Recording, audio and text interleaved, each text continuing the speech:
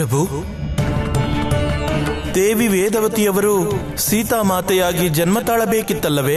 ಆದರೆ ರಾವಣನು ಸರ್ವ ಪ್ರಯತ್ನಗಳಿಂದಲೂ ಈ ಕಾರ್ಯಕ್ಕೆ ಅಡ್ಡಿಯಾಗಿ ನಿಂತಿದ್ದಾನೆ. ಪ್ರಭು, ಈಗ ಸೀತಾಮಾತೆಯ ಜನ್ಮ ಹೇಗೆ ಸಾಧ್ಯ? ರಾವಣ ಕಠಿಣವಾದ ಸಂಕಷ್ಟವನ್ನು ಅವಶ್ಯವಾಗಿ ಸೃಷ್ಟಿಸಿದ್ದಾನೆ. ಆದ್ದರಿಂದ ಅವರಿಗೆ ಯಾವ ಮಾರ್ಗವೂ ಕಾಣಿಸುತ್ತಿಲ್ಲ. ದೇವಿ ವೇದವತಿಯ ಭಸ್ಮ ಈಗಲೂ ಸುರಕ್ಷಿತವಾಗಿದೆ. ಸರಿಯಾದ ಸಮಯ ಬಂದಾಗ ಯಾರ ಅಡೆತಡೆಗಳೂ ಇಲ್ಲದೆ ಮಿಥಿಲೆಯ ಭೂಮಿ ಮತ್ತೆ ಹಸಿರಾಗುತ್ತದೆ. ನಾವು ಆ ಸಮಯಕ್ಕಾಗಿ ಕಾಯಬೇಕು ಅಷ್ಟೇ.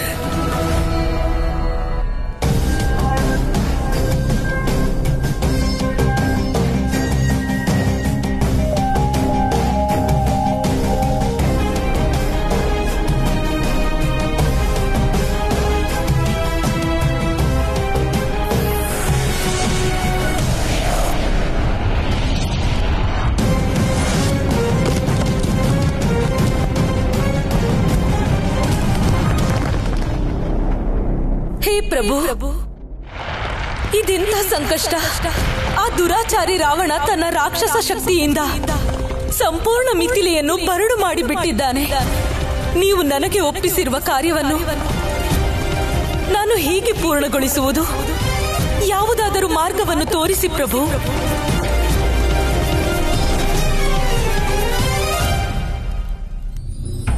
ರಾಮನ ಭಕ್ತ ಜಯ ಹನುಮ. ತಾತ, ನಿಲ್ಸಿ ನಿಲ್ಸಿ, ನೀವು ನೀರ್ನ ಜಾಸ್ತಿ ಹಾಕ್ಬಿಟ್ರಿ ತಾತ. ಪ್ರಭುಗಳ ಮೂರ್ತಿ ಮಾಡೋಕೆ ನಮ್ಗೆ ತುಂಬಾ ಕಷ್ಟ ಆಗ್ತಿದೆ. ತಪ್ಪಾಯ್ತು ಪ್ರಭು, ನಮಗೆ ಸರಿಯಾಗಿ ತಿಳಿಯಲಿಲ್ಲ. ಸ್ವಲ್ಪ ಮಣ್ಣು ತಗೊಂಬನ್ನಿ, ಆಗ ಇದು ಸರಿ ಹೋಗುತ್ತೆ. ನಿಮಗೆ ಏನು ಬೇಕೋ ಈಗಲೇ ತೆಗೆದುಕೊಂಡು ಬರುತ್ತೇನೆ ಪ್ರಭು.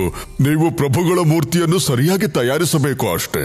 ಆಯ್ತು ತಾತ, ನೀವು ನೋಡ್ತಾ ಇರಿ. ಈ ಮೂರ್ತಿಯನ್ನ ಹೇಗ್ ಮಾಡ್ತೀವಿ ಅಂದ್ರೆ ಇದನ್ನ ಕಂಡು ಪ್ರಭುಗಳಿಗೂ ಆಶ್ಚರ್ಯ ಆಗ್ಬೇಕು. ಆಗಲಿ ಪ್ರಭು.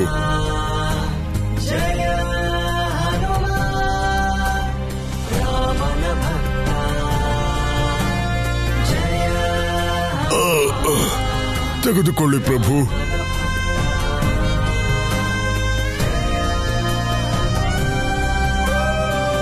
ಪ್ರಭು, ನಮ್ಮದೊಂದು ಪ್ರಶ್ನೆ ಇದೆ. ಕೇಳಿ.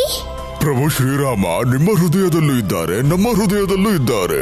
ಹಾಗಿದ್ದ ಮೇಲೆ ಈ ಮೂರ್ತಿಯನ್ನು ತಯಾರಿಸುವ ಉದ್ದೇಶವೇನು ಪ್ರಭು? ತಾತ, ನಿಮ್ಮ ಮಾತು ನಿಜ. ಪ್ರಭು ಶ್ರೀರಾಮ ನಮ್ಮ ಮತ್ತು ನಿಮ್ಮ ಹೃದಯದಲ್ಲಿ ಇರ್ತಾರೆ. ಆದ್ರೆ ಪಿತಾಶ್ರೀ ಹೃದಯದಲ್ಲಿ, ಮಾತೃಶ್ರೀ ಹೃದಯದಲ್ಲಿಲ್ಲ, ಮತ್ತೆ ಮಿತ್ರರ ಹೃದಯದಲ್ಲೂ ಇಲ್ಲ. ಅವರ ಮನಸ್ಸಲ್ಲಿ ಪ್ರಭುವಿನ ಬಗ್ಗೆ ಭಕ್ತಿ ಬರ್ಬೇಕು ಅಂದ್ರೆ ಪ್ರಭುವಿನ ಸಾಕಾರ ರೂಪಕ್ಕೆ ಆಕಾರ ನೀಡೋದು ಅತ್ಯಂತ ಅವಶ್ಯಕ.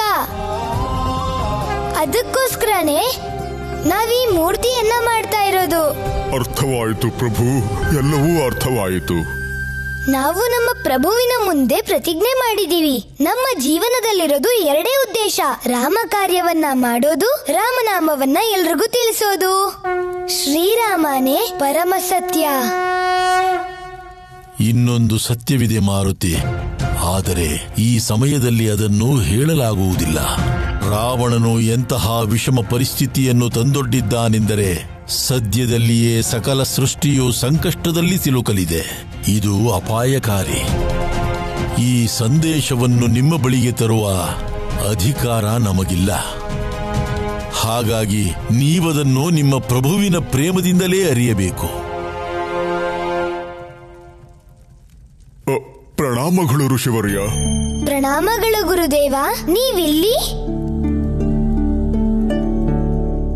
ನೀವು ಚಿಂತಿತರಾಗಿದ್ದೀರಾ? ಇಲ್ಲ, ಅದು ರಾಜಧಾನಿಯಲ್ಲಿ ಭೂಕಂಪನವಾಗಿತ್ತು. ಹಾಗಾಗಿ ನೀವಿಲ್ಲಿ ಸುರಕ್ಷಿತವಾಗಿದ್ದೀರಾ ಎಂಬುದನ್ನು ನೋಡಲು ಬಂದೆವು. ಆದರೆ ಋಷಿವರ್ಯ, ನಮಗಿಲ್ಲಿ ಯಾವುದೇ ಭೂಕಂಪನದ ಅನುಭವವಾಗಲಿಲ್ಲ.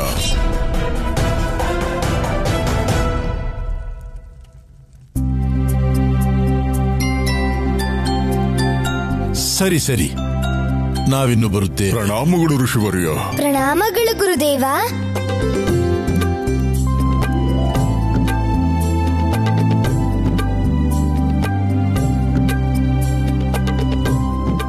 ಗುರುಗಳು ನಮ್ಗೆ ಏನೋ ಹೇಳ್ಬೇಕು ಅಂತ ಅನ್ಕೊಂಡಿದ್ರು ಅಲ್ವಾ ತಾತ? ಪ್ರಭು, ಅವರು ಗುರುಗಳು.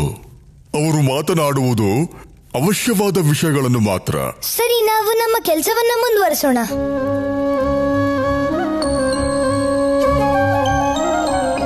ತಾತ, ಸ್ವಲ್ಪ ಈ ಕಡೆ ಬನ್ನಿ. ಸರಿ ಪ್ರಭು.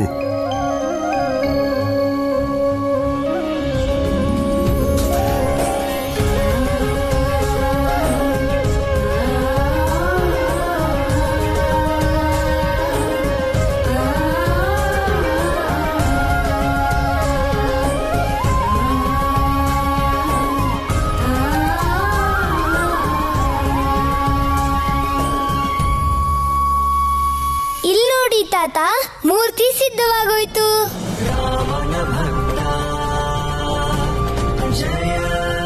ಮೂರ್ತಿ ಅದ್ಭುತವಾಗಿ ಕಾಣುತ್ತಿದೆ. ಜೈ ಶ್ರೀರಾಮ. ಜೈ ಶ್ರೀರಾಮ.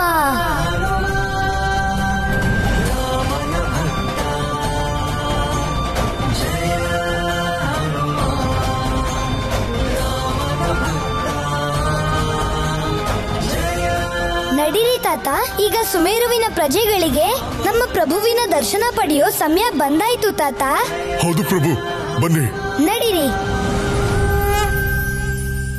ಪ್ರಿಯ ಹನುಮ,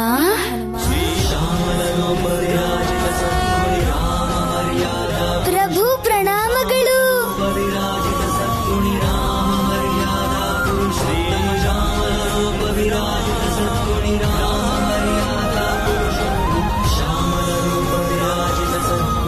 ನೀವು ನಿಮ್ಮ ಪ್ರೇಮದಿಂದ ಮತ್ತು ವಿಶ್ವಾಸದಿಂದ ನಮ್ಮ ಹೆಸರನ್ನು ಬಹಳ ಎತ್ತರಕ್ಕೆ ಕೊಂಡೊಯ್ದಿದ್ದೀರಿ. ನಾವು ನಿಮಗೆ ಋಣಿಯಾಗಿದ್ದೇವೆ ಹನುಮ. ನಮ್ಮ ಹೆಸರಿನ ಜೊತೆ ಜೊತೆಗೆ ನಮ್ಮ ಈ ರೂಪವನ್ನೂ ಸಹ ನಿಮ್ಮ ಅಂತರಂಗದಲ್ಲಿ ಪ್ರತಿಷ್ಠಾಪಿಸಿಕೊಂಡಿದ್ದೀರಿ. ನೋಡಿ ಮಾರುತಿ, ಎಷ್ಟು ಸರಳವಾಗಿ ಸುಂದರ ಮೂರ್ತಿಯನ್ನು ನಿರ್ಮಿಸಿದ್ದೀರಿ. ಸರ್ವಶ್ರೇಷ್ಠ ಭಕ್ತಿ ನಿಮ್ಮದು. ಪ್ರಣಾಮಗಳು ಪ್ರಭು.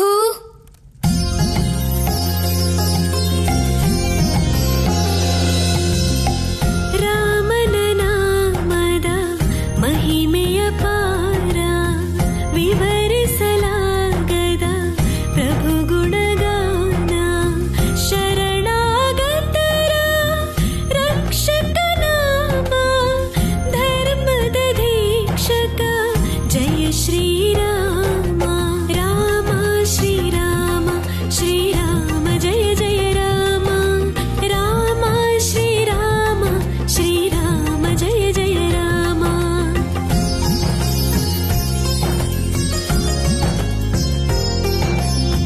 ಧರ್ಮವೇ ಶಾಶ್ವತ ಜೀವನ ಸಾರ, ಧರ್ಮದ ಮಾರ್ಗದಿ ಸಂಕಟ ದೂರ. ರಾಮ ಶ್ರೀರಾಮ ಶ್ರೀರಾಮ ಜಯ ಜಯ ರಾಮ. ರಾಮ ಶ್ರೀರಾಮ ಶ್ರೀರಾಮ ಜಯ ಜಯ ರಾಮ. ವಿಧಾತ ಲಂಕೇಶರಿಗೆ, ರಾಕ್ಷಸ ದೊರೆ ಲಂಕೇಶರಿಗೆ, ರಾಕ್ಷಸ ದೊರೆ ಲಂಕೇಶರಿಗೆ, ವಿಧಾತ ಲಂಕೇಶರಿಗೆ.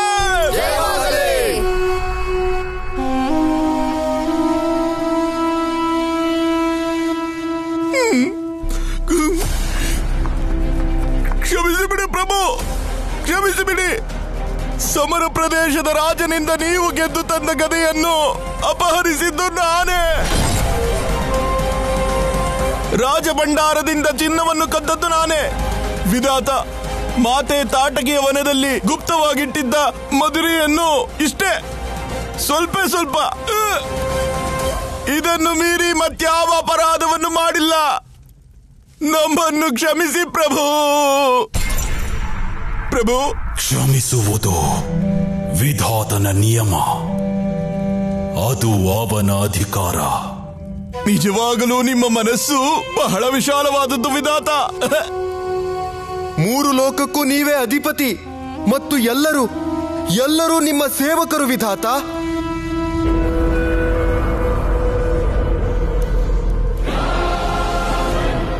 ನನ್ನ ಸೇವಕ ಇಂದ್ರನಲ್ಲಿ ಅಗ್ನಿ, ವರುಣ ಎಲ್ಲರೂ ಎಲ್ಲಿ ಮಾಯವಾದರು ಮಾಮಾಶ್ರೀ? ನಾವು ಆ ಸ್ಥಾನವನ್ನು ಪ್ರವೇಶಿಸುವಾಗ ಆ ದೇವರಾಜ ಇಂದ್ರ ದ್ವಾರದ ಬಳಿ ಶಿರಬಾಗಿಸಿ ನಮಗೆ ವಂದಿಸಬೇಕು. ಸ್ವರ್ಗದ ಸುಂದರ ಅಪ್ಸರೆಯರು ನಮ್ಮನ್ನು ಸ್ವಾಗತಿಸಬೇಕು. ಸರ್ವದೇವತೆಗಳಿಗೂ ತಿಳಿಸಿ ಈ ರಾವಣನ ಸಭೆಯಲ್ಲಿ ಉಪಸ್ಥಿತರಿರಬೇಕೆಂದು ನಾವು ಈಗಲೇ ಹೋಗಿ ಇಂದ್ರನಿಗೆ ನಿಮ್ಮ ಸಂದೇಶ ತಿಳಿಸುತ್ತೇವೆ. ಧೂತರಾಗಿ ನೀವು ಹೋಗಬೇಕಿಲ್ಲ, ಸ್ವತಃ ಅವರೇ ಇಲ್ಲಿಗೆ ಬರುತ್ತಾರೆ. ವಿಧಾತನೆಲ್ಲಿರುವನು, ಎಲ್ಲರೂ ಅಲ್ಲೇ ಇರಬೇಕು. ಏಕಾಂತ. ನಾಟಿಕಾಲದರ್ಶಿ ರಾವಣ, ಮಹಾಬಲಿ ರಾವಣ.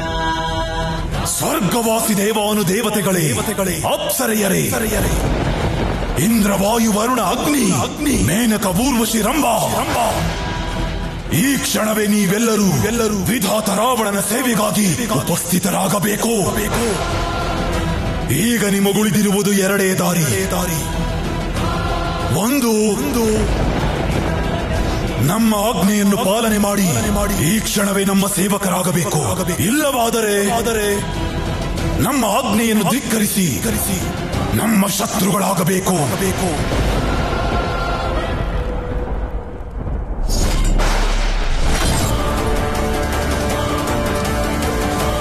ವಿಧಾತ ರಾವಣನ ಶತ್ರುಗಳ ರಕ್ಷಣೆಯನ್ನು ಸ್ವತಃ ಮಹಾಕಾಲನೂ ಮಾಡಲಾರ.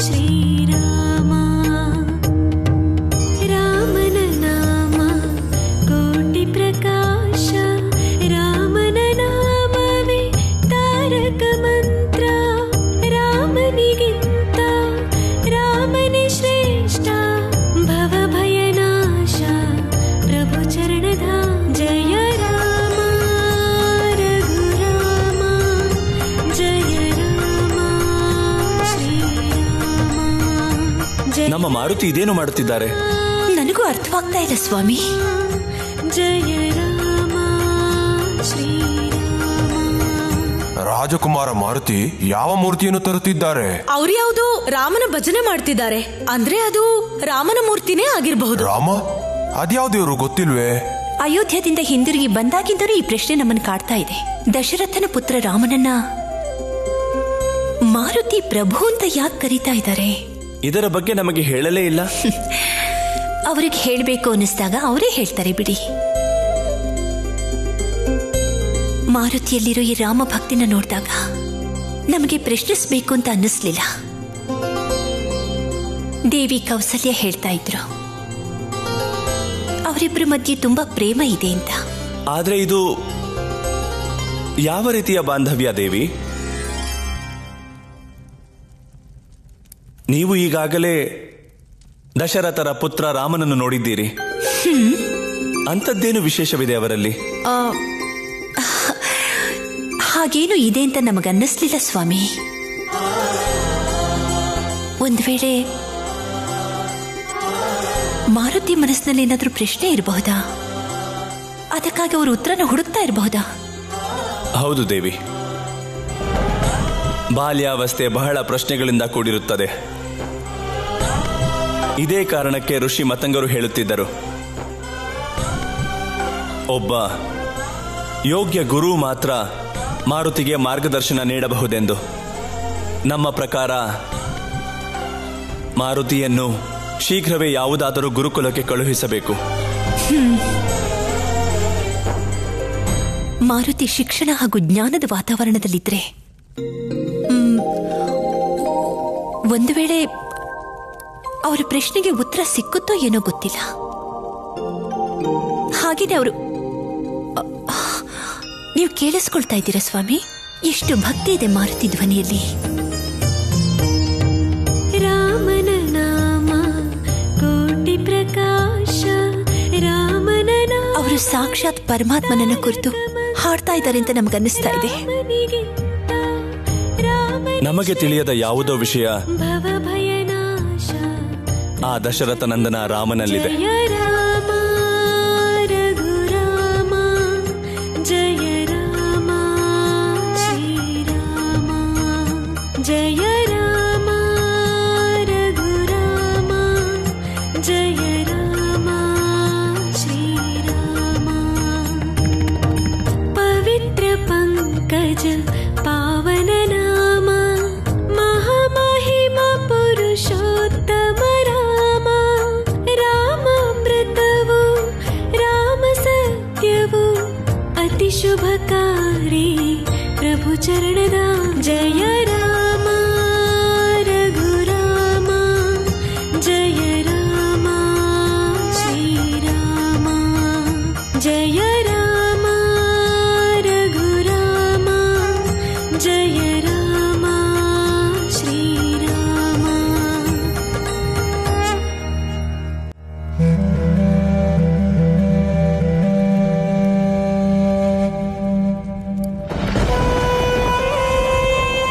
ವಿಧಾತ ರಾವಣರ ಸಹನೆಯ ಮಿತಿ ಮೀರಿದೆ. ದೇವತೆಗಳೇ, ನೀವಿಂದು ವಿಧಾತನ ವಿರಾಟ್ ರೂಪ ದರ್ಶನ ಮಾಡಲಿದ್ದೀರಿ.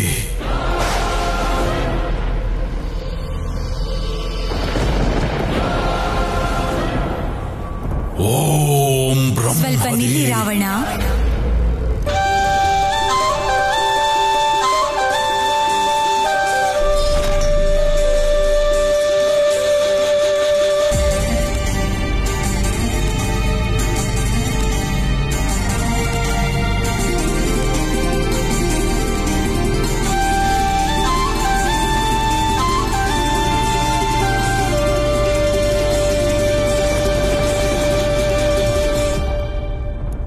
ನಾವು ನಿಮ್ಮ ಸೇವೆಗೆ ಸಿದ್ಧರಾಗಿದ್ದೇವೆ.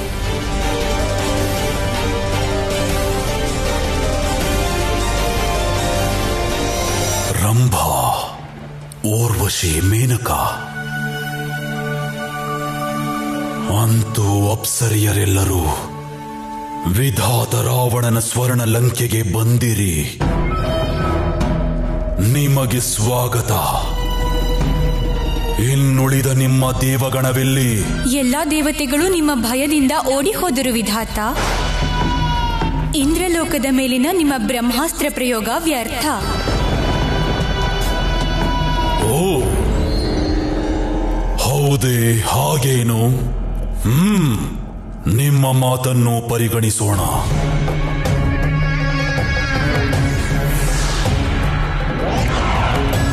ಇಂದ್ರಲೋಕದ ಮೇಲೆ ಬ್ರಹ್ಮಾಸ್ತ್ರ ಪ್ರಯೋಗಿಸುವುದಿಲ್ಲ. ಹೇ ದೇವತೆಗಳೇ, ನೀವೆಲ್ಲರೂ ಪಾರಾದಿರೆಂದು ನಿಟ್ಟುಸಿರ ಬಿಡಬೇಡಿ. ನಮ್ಮ ನಿರ್ಣಯ ಬದಲಾಗಿಲ್ಲ, ಪ್ರಕ್ರಿಯೆಯಷ್ಟೇ ಬದಲಾಗಿದೆ.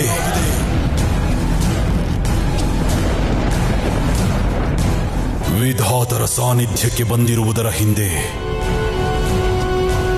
ಕುತಂತ್ರವೇನೂ ಇಲ್ಲ ತಾನೇ? ಇಲ್ಲ ವಿಧಾತ, ನಿಮ್ಮನ್ನು ನಾವು ನಮ್ಮ ಅಧಿಪತಿ ಎಂದು ಸ್ವೀಕರಿಸಿದ್ದೇವೆ. ಭಯ ಇರಲೇಬೇಕು. ವಿಧಾತ ರಾವಣ ಪ್ರಸನ್ನರಾಗಿದ್ದಾರೆ. ದೇವಲೋಕದ ಅಪ್ಸರೆಯರ ಆಗಮನವು ಪುತ್ರ ರಾವಣನನ್ನು ದಿಕ್ಕು ತಪ್ಪಿಸುವ ಷಡ್ಯಂತ್ರವಿರಬಹುದೇ? ನಾವು ಎಚ್ಚರಿಕೆಯಿಂದ ಇರಬೇಕು.